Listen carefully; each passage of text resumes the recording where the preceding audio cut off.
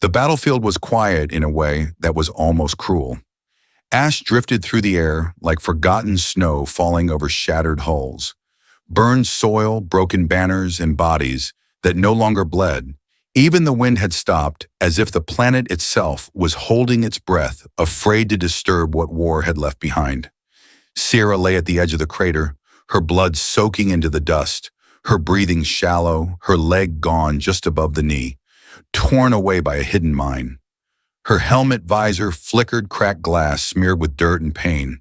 She could not move, she could not cry.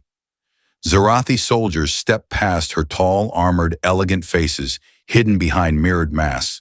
One paused, looked down, and then walked away. No gesture, no words.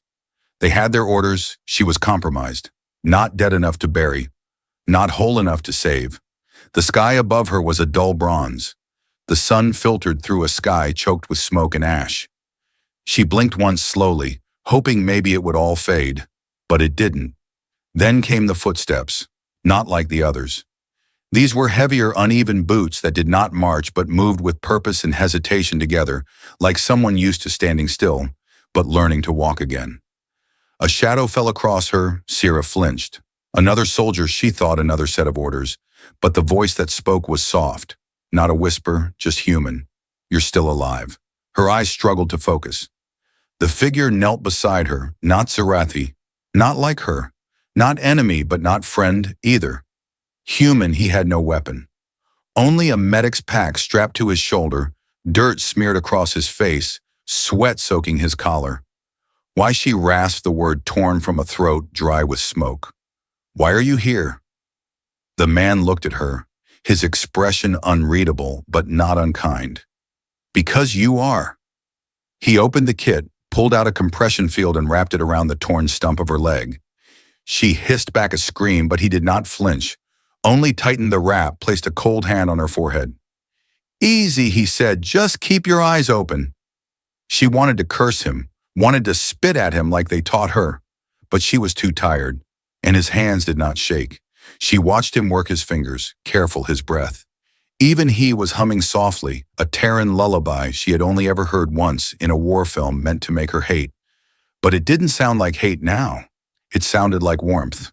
When he was done, he lifted her slowly, gently, as if she might break apart under the wrong kind of touch. You are Zarathi, she said weakly. Yes, you are human? Also yes. Then why? He paused, looked down at her, as if that answer had waited years to be spoken. Because blood is blood, and you are still breathing. She blacked out to the sound of his heartbeat steady against her cheek. Not war, not command, just life. Still there, still hers. The walls above her pulsed softly with blue light, steady rhythm, like the breath of a ship not built for comfort, but for keeping things alive. Sierra blinked slowly, the ceiling curved metal tinged with old rust and quiet hums. Her body ached not sharply but deeply, like something had been taken and something else left in its place. She tried to sit up and gasped. Pain flared through her lower half, and for a moment she forgot how to breathe. Then his voice came again, low, calm, not commanding. Stop moving, or you'll tear the graft. He stepped into view holding a steaming cup in one hand and a data pad in the other, his uniform half unzipped. Dark hair, messy eyes, exhausted. The human Eli Ward. She remembered now the crater, the explosion, the impossible warmth of his hand on her skin. Sierra's voice came raw, barely above a whisper. You should have let me die.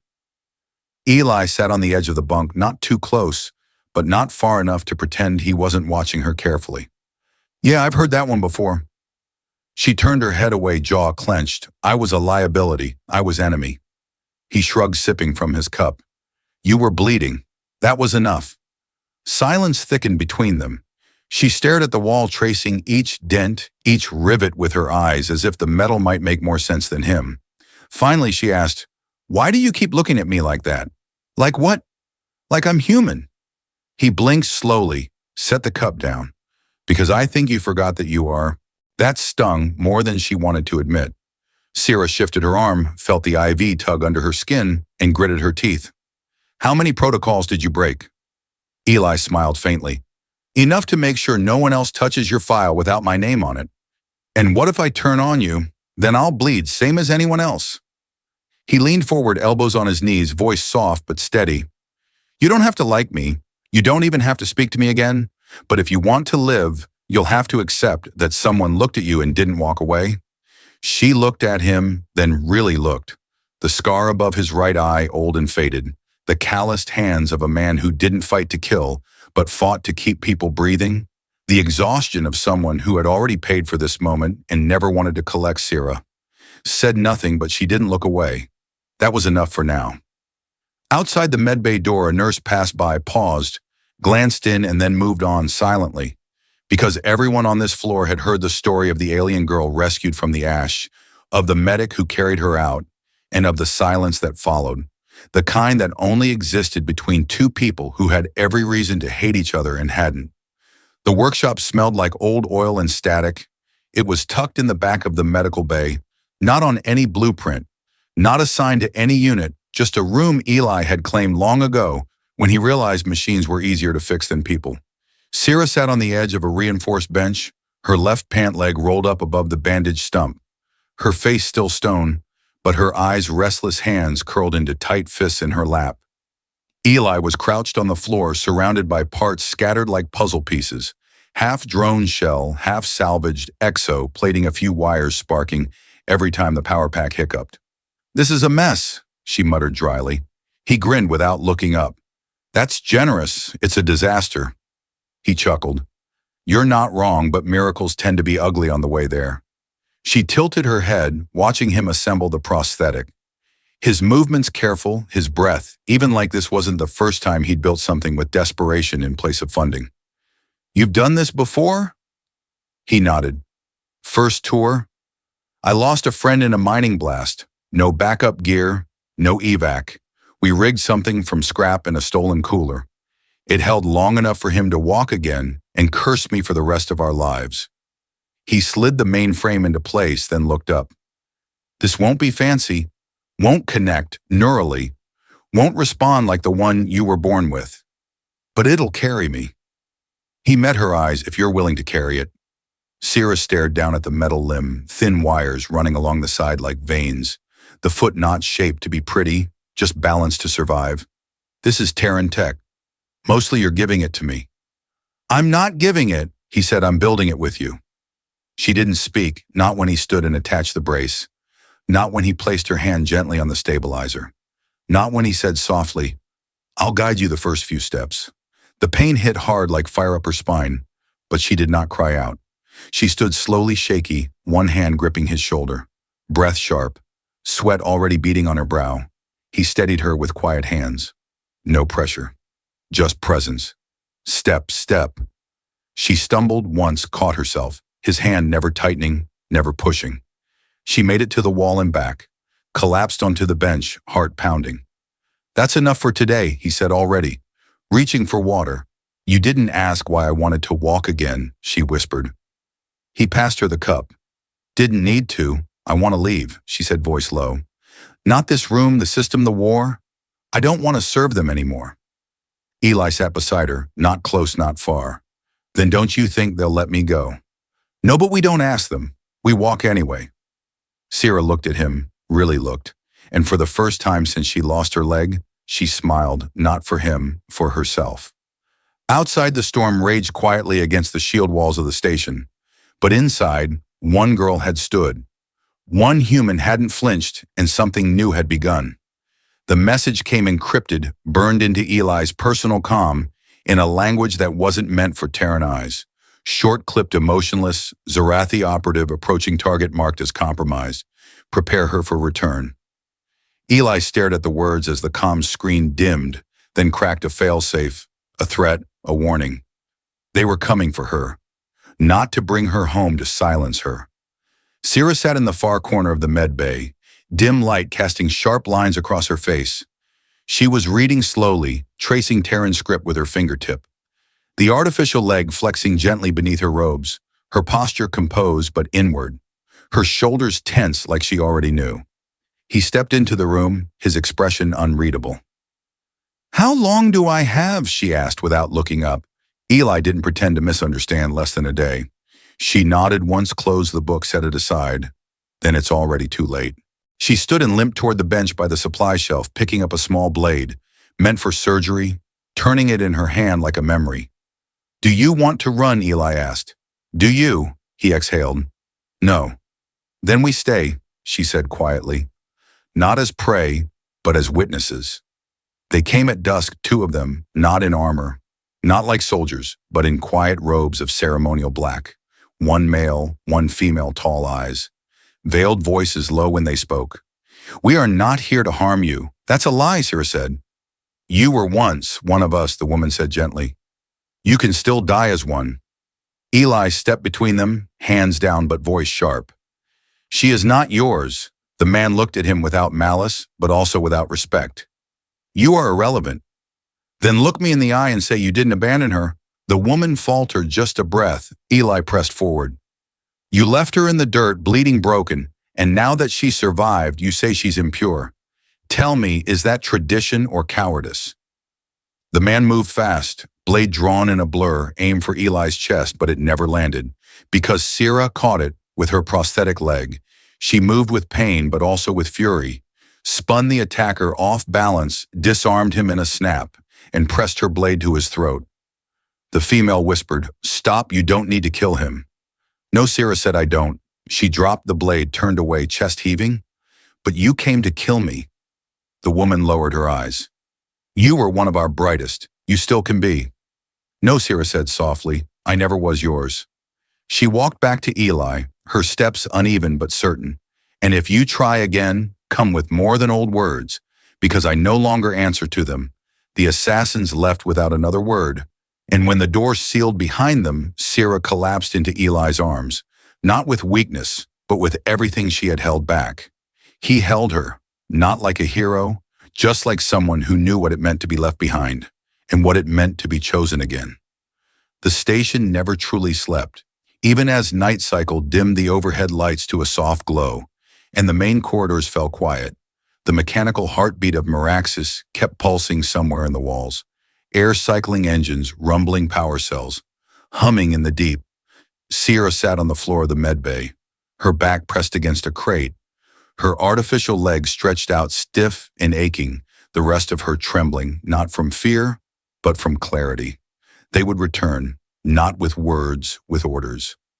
She stared at the prosthetic Eli had built, pieced from scraps in defiance, a thing no Zarathi would have touched, and yet now it held her up. Eli stepped into the room, his jacket half-zipped bag slung over his shoulder, eyes already set on her before he said anything. "It's time," she looked up slowly, voice flat.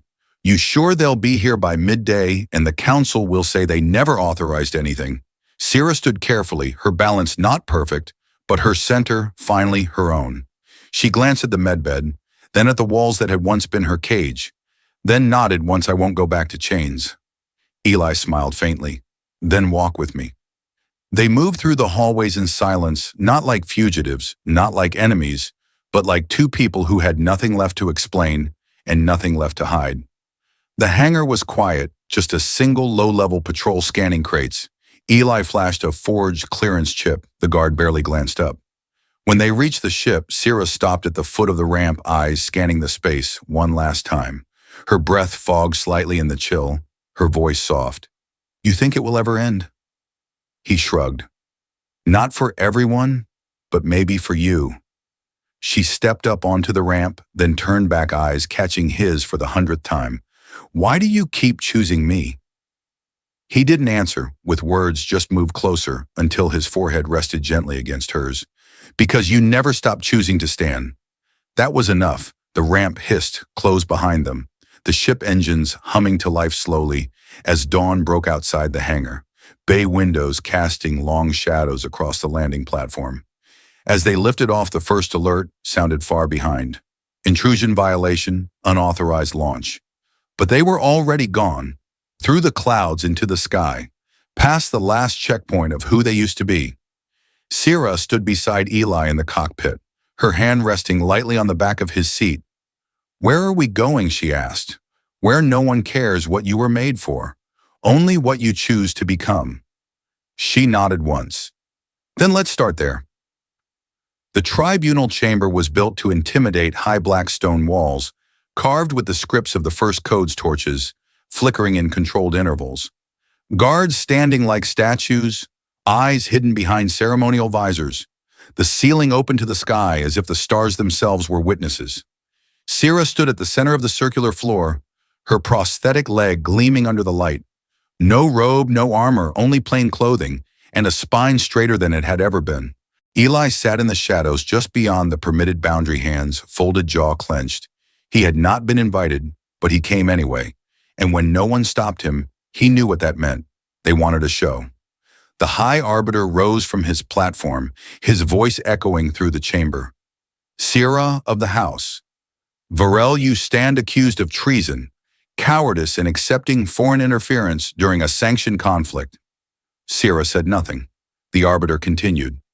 You were found alive after your unit reported you dead, aided by a Terran soldier known to have violated cross-species aid protocol in opposition to the Halasari-Zarathi Accord. A pause. Do you deny these charges? Sierra looked up into his face. No murmurs rippled through the audience chamber, silent before now filled with curious nobility and former commanders pretending to mourn the ruin of her name. And yet she remained still. Why did you accept the help of a Terran? The Arbiter demanded, voice colder. Because he offered it, she said, and because no one else did. A longer silence followed. The Arbiter narrowed his eyes. So you placed the blame on your own people? No. She stepped forward slightly, her voice gaining weight. I place it where it belongs. On a doctrine that teaches us strength means abandoning the broken. On a code that says survival is earned by obedience, not by dignity. On you, gasps, this time sharp. The Arbiter's hands clenched. You were one of our best. I was never yours, she said calmly. You took my name, my body, and gave them to the war. And when I was torn open, you called me unclean. She turned her gaze slowly, sweeping across the council. I ask you now, who left me there? None spoke. She held up the prosthetic leg. This was made by hands you told me to hate. Not because I begged for it, but because he looked at me and saw something still worth holding together. And you looked and saw an inconvenience. The Arbiter raised a hand. Enough, no. She stepped forward again into the full light. You want a verdict, you want an ending, then let this be it. I am not yours, and I will never kneel to your shame again. The room crackled with tension, and in the corner Eli rose. Not to speak, just to stand with her, and for the first time in the history of that chamber, the guards did not move. Because maybe, just maybe, they had been waiting for someone to say it aloud. The chamber was not designed for Terrans. Eli stood on the black marble platform, hands open at his sides, head bare, stripped of insignia protocol translation patch, flickering slightly against his collar. They had granted him 5 minutes, not out of respect, out of curiosity, because they had never seen a human speak in a Zarathi tribunal, let alone for a traitor. The High Arbiter's voice rang out. State your name and role. Eli Ward, Field Medic, 2nd Fleet Terran Coalition. You are not authorized to speak in this hearing. I am not here to speak for the court. He stepped forward one pace. I'm here to speak for her. Gasps again hushed beneath the dome. Guards stiffened. Commanders leaned in. No one interrupted. Sierra stood behind him, her gaze steady but her hands tight at her sides. He turned slightly, eyes meeting the council. Not with arrogance, not with fear, but with the weight of someone who had already lost enough to stop caring about permission. I found Sierra in a crater, left to die by her unit leg, gone body breaking and still breathing. I carried her out because she was alive. That was all I needed. That was all that should have mattered. The Arbiter narrowed his eyes. You violated the neutrality pact, I did. You repaired an enemy combatant, I did. You built her a weapon, I built her a leg. She walks now because someone did what you wouldn't. He held up a data chip, the court seal etched into its surface. This is her medlog recordings from the rescue treatment footage statements. All of it, you can review it if you want. But it won't change the truth. He turned back to Sierra, voice quieter. I didn't come here to save you, I came because you never asked me to. And still I did. Because some lives are worth standing for, even if no one else will. He looked back at the tribunal. You can keep your codes and titles. You can rewrite history if that makes you feel clean. But if you strip her name today, you strip whatever honor this court has left with it, and I will walk with her through the ashes. Not as her rescuer, but as someone who finally listened when she said no one ever had. The arbiter rose slowly. You are dismissed, Eli turned. Not until she is. He waited, not moving, not flinching, until finally the arbiter raised a hand and spoke 5 words that had never before been said in that chamber. The charges against her are void. And in the silence that followed, Sierra reached for Eli's hand, and he took it, not to lead her, but to walk beside her, out of a court that had once been a tomb, and into whatever waited beyond it. The hallway beyond the tribunal chamber was long and cold, lined with high columns and empty archways, meant to echo footsteps and judgments alike. But today those walls carried only one sound. Steady rhythm, one step at a time. Metal and bone together, Sierra walked not fast, not with ceremony, but with purpose, each step a quiet defiance. Her artificial leg clicking gently against the stone. She didn't lean on Eli this time. She walked beside him, eyes forward, back straight, like someone who had nothing left to prove, but everything left to live. The guards at the gate said nothing as they passed. They had stood at that door for years. They had watched hundreds enter that room, heads low, wrists bound, but none had left like her, not upright, not unbroken. Outside, the wind greeted them, sharp but clean, the sky above the Zerathi. Capitol stretched wide and open, no longer a ceiling, no longer a cage. Sierra turned to Eli, her voice quiet. It would have been easier if you left me, I know. But you didn't. No, because I never saw a prisoner. I saw someone waiting to breathe. She looked down at her leg, then at the long stairway ahead, and now I walk because I said so. Eli smiled faintly. Where to? She took a breath, let it settle deep. Wherever I want. The two of them moved toward the edge of the square. The city alive around them, not watching, not judging, only continuing, as it always had.